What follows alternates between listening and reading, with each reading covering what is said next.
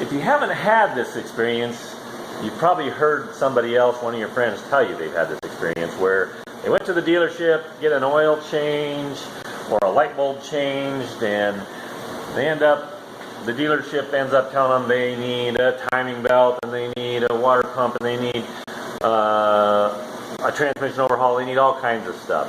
End up going in there for what you think is a $20 fix, and you end up having a $3,000 bill. Well, maybe this is a motivational video because that has to do with motivation. So your motivation when you go to the dealership is not to spend all the money that you have at the dealership, because you got better things to spend your money on.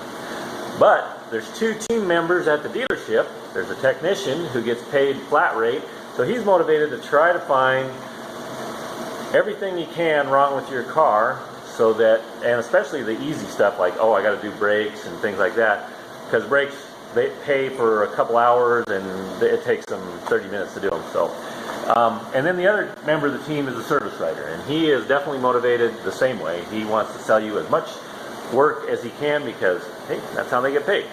So,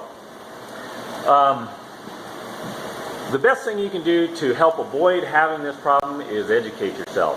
And I went to the store today, I went to Harbor Freight, and I bought one of these. This is the cheapest scanner they had on their shelf, but you can actually, this one was $29.95, and you can actually buy a scanner for less than $10. I'll try and put a link below this video. So you can buy a scanner for less than $10 that just plugs into your OBD port, and it communicates with your phone. There's an app that goes on your phone, and you can scan your own car.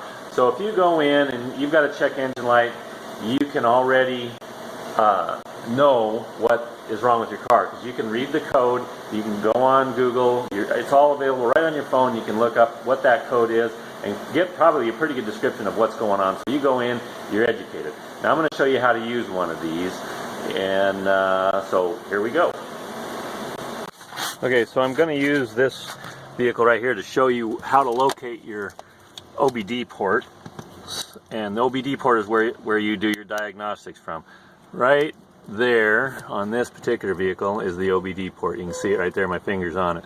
They all look like that pretty much. That's the shape of them because that's the shape that the end of your scanner is, and that's what you do is just plug that thing right in there, and that's how you start. Get plugged into it. Okay, so once you have your device plugged in, it'll have some on-screen instructions. Like on this one, it just says press enter to scan. It links to the vehicle and should take just a second, but the key has to be on, the engine not running, but the key all the way on to right where you would start it at. So now we're going to say, okay, read codes, selection number 1. So we're going to read the code, reads the codes, and there it is, P0327. It gives a little description on this device, but if all it gave you was the P0327, you can go on Google, you can look that up. You'll find probably 100 different people giving you a description of exactly what that is for your vehicle, what's wrong, and what the costs of fixing it even are. So that's how one of these works. Pretty simple.